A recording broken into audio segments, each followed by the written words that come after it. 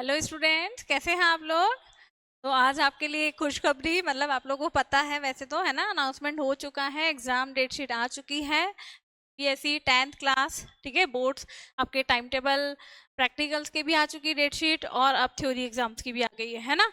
तो अब आप लोग लग जाइए अपनी स्टडी पे और बिना कुछ सोचे, है ना, अपना एक ही टारगेट रखना है ना। कल आपको मैंने ये बताया था ना 95% कैसे स्कोर कर सकते हैं, तो उसी को आपको फॉलो करना है।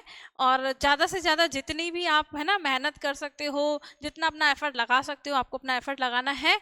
क्योंकि, है ना, क्योंकि 10th क्लास का बोर्ड एग्जाम आपको अपने लाइफ में, है ना, ये जो 10th की मार्कशीट होती है ना, आपको आगे बहुत जगह पे काम आती है। और एक ही बार होता है ना, ऐसा है नहीं कि अपन, अब वो तो जो बच्चे फेलियर्स होते हैं या जिनको इम्प्रूवमेंट करना, वो सोचते नहीं चलो नेक्स्ट ईयर भी दे देंगे, लेकिन अपना ये है कि हमें एक ही बार और अच्छे से अच्छी परसेंटेज से 10th क्लास में, है ना, स्कोर करना है। एटलीस्ट 90+%। मैंने आपको कल बताया था कि 90% की भी कोई ज़्यादा इतनी वैल्यू नहीं है। आप सोचो कि 90% आ गए, बहुत अच्छे परसेंटेज बन गई, तो आप अगर अपना टारगेट 95% लेके चलोगे या 97, 96, तब जाके आप वहाँ पे 90% स्कोर करोगे, या 89, 88, 85 और 90 के बीच में स्कोर कर सकते हो। अब देखिए, पहले एक बार अपन टाइम टेबल को देख लेते हैं क्या है। उसके अकॉर्डिंग आपको फिर अपना स्टडी रूटीन बनाना है। सबसे पहले देखो, आपका 15 को, 15 फरवरी को,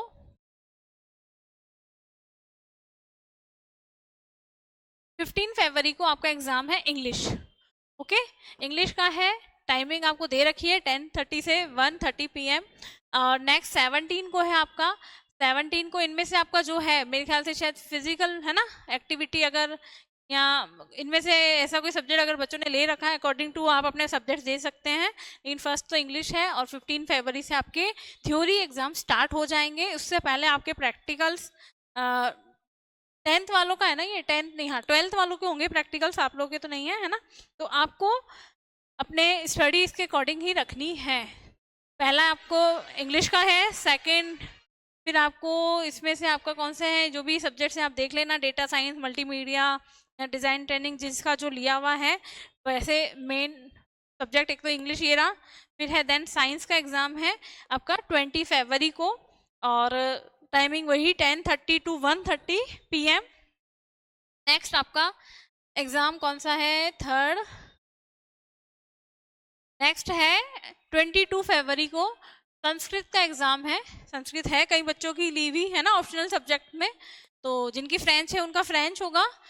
फ्रेंच की डेट अलग है, ये संस्कृत की ही डेट है ना। जो आपका 22 को एक पेपर है, ये फ्रेंच का नहीं है, इसमें सिर्फ संस्कृत वालों का ही संस्कृत का पेपर है। अगर ऑब्लिक लगा हुआ होता, हाँ नहीं है ना फ्रेंच, ये रहा, तो फिर फ्रेंच का एग्जाम है ना। 22 को जिनकी फ्रेंच ली हुई है ऑप्शनल, वो फ्रेंच, और जिनका संस्कृत है वो संस्कृत का एग्जाम देंगे, ठीक है। नेक्स्ट है 25 को, है ना, 25 फरवरी को आपका सोशल साइंस का एग्जाम है, एसएसटी का पेपर है। गैप बहुत सही दिया है, हर एग्जाम में आपको एटलीस्ट 3-4 डेज का, किसी में और भी ज़्यादा गैप है, तो आप अपना अच्छे से एक बार कोर्स करके उसका रिवीजन 2 बार कर सकते हो, इतना आपके पास टाइमिंग है between the exams. Okay, then इसके बाद आपका है 27 को, 27 को कौन सा है, ये उर्दू वगैरह, ये जिनके लिए भी, ये गुजराती, मराठी, ये जो भी अदर लैंग्वेजेस हैं, बट आपका नहीं होगा, जिनका आपने यहाँ पे तो राजस्थान में ज़्यादातर संस्कृत फ्रेंच यही लिया हुआ है बच्चों ने। 28 फरवरी को है फिर हिंदी, ठीक है, हिंदी का एग्जाम है 28 को, ये अपना है एसएसटी। 22 को है 22 फरवरी को है फ्रेंच संस्कृत। फिर आते हैं 28 के बाद है आपका 1 मार्च को, जिन बच्चों का पेंटिंग ऑप्शनल में लिया हुआ है वो पेंटिंग है। पेंटिंग के बाद इनका फिर नेक्स्ट एग्जाम अपना, ये सारे अदर सब्जेक्ट्स हैं, जैसे जिसका जर्मन लिया हुआ है, जिसका तेंगलू है ना, जापानीज, ये सब स्पेनिश वगैरह जो लैंग्वेजेस हैं उनके एग्जाम्स हैं, ठीक है। नेक्स्ट है अपना, के बाद कौन सा पेपर है,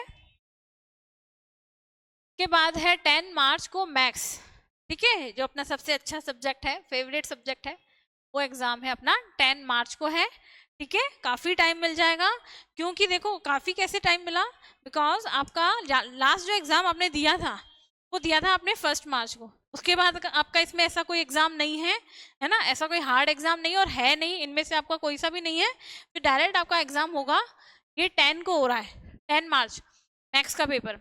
तो 10 को आपके बीच में कितने दिनों का गैप मिल गया, बहुत सारे डेज, अच्छे सारे अच्छा खासा टाइम पीरियड आपको मिल गया स्टडी के लिए, प्रैक्टिस के लिए। आपके पास 9 डेज अच्छे खासे मिल गए।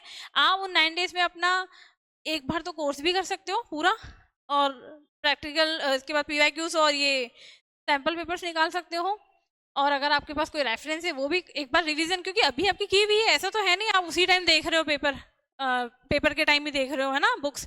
आपको क्या करना है, आपका पहले तो 2 दिन पहले, 2 या 3 दिन आपको पहले एनसीईआरटी करनी है क्लियर, अपनी पूरी अच्छे से प्रैक्टिस करनी है। एनसीईआरटी करने के बाद after the NCERT you will do the practice of PYQ, MCQ, paragraph questions, comprehensive based questions, और जो भी आपको जिस पैराग्राफ क्वेश्चन में ज़्यादा प्रॉब्लम है तो उसको थोड़ा और अच्छे से देख लो, है ना। और उसके बाद आपको अगर कोई रेफरेंस का टाइम मिलता है तो करो, लेकिन इतना बहुत है, आप पीवाईक्यू भी कर लोगे तो बहुत सही है ना। फिर है यानी मैथ्स का पेपर आपको 10 मार्च को है। ओके, टाइमिंग वही है 10:30 to 1:30 PM। नेक्स्ट है मैथ्स के बाद ये सारे अदर सब्जेक्ट्स में, है ना, ये सारे लैंग्वेजेस हैं, रसियन और पारसी, नेपाली वगैरह, ये आपका कुछ भी नहीं है। इसके बाद है होम साइंस, जिनका होम साइंस है, वैसे अपने यहाँ पे भी होम साइंस आप लोगों के पास किसी के पास नहीं है ना, होम साइंस भी ऑप्शनल है। देन आपका फिर 17 को है, ये भी लैंग्वेजेस एग्जाम है ना, पंजाबी, सिंधी, मलयालम, ये जो भी अदर लैंग्वेजेस के हैं। इसके बाद आपका कंप्यूटर का एग्जाम है ना, कंप्यूटर तो है आप लोगों का 18 मार्च को है, मतलब 10 को देने के बाद सीधा आपके पास 18 को एग्जाम है। बहुत काफी दिन मिल गए है ना, हर एग्जाम में बहुत अच्छा गैप दिया है, देख रहे हो। स्टार्टिंग से देखो, फर्स्ट आपने 15 को दिया, फिर आप लोगों ने ये दिया साइंस का 20 को, कितना है ना, 5 डेज का गैप मिल रहा है। ओके, फिर आपने दिया उसके बाद 25 को, अच्छा गैप मिल गया आपको सोशल साइंस में। अच्छा, फ्रेंच है पहले, है ना, संस्कृत फ्रेंच, ये है 22 को, फिर 25 को। मीन एसएसटी में इतना गैप नहीं मिला है, तो आप अपने एसएसटी को अच्छे से कर लेना रेडी, है ना, क्योंकि इसमें आपको ज़्यादा दिन नहीं मिले हैं। तो ऐसा सब्जेक्ट है, ये थोड़ा लेंदी भी है, इसमें हिस्ट्री, सिविक्स, ज्योग्राफी है, और काफ़ी लेंदी है ना इसके क्वेश्चन। तो इसको एक बार आप एसएसटी को अभी ले लो, स्टार्ट कर लो, थोड़ा एग्जाम टाइम में आपको थोड़ा कम लोड रहेगा। फिर है 28 को, है ना, 25 के बाद है 28 को है हिंदी का। ओके, देन आफ्टर 28 के बाद है 10 मार्च को है मैथ्स।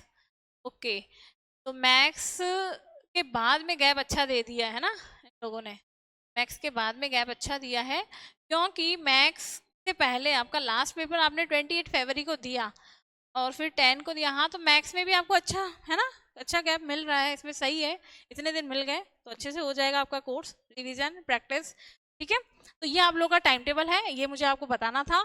और आप लोग को वैसे तो पता भी होगा, है ना, टाइम टेबल आ चुका है, तो बच्चे पढ़े नहीं पढ़े, लेकिन टाइम टेबल के तो हाँ, मतलब काफ़ी वो रहते हैं, है ना, एक्टिव, कि टाइम टेबल तो आना चाहिए, तो आते ही हमें सबसे पहले देखना है ना, ऐसा रहता है।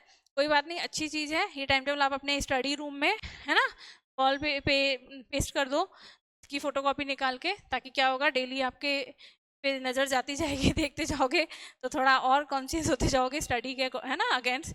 तो ठीक है, आज के लिए इतना ही, और अच्छी पढ़ाई करो। Okay, thank you.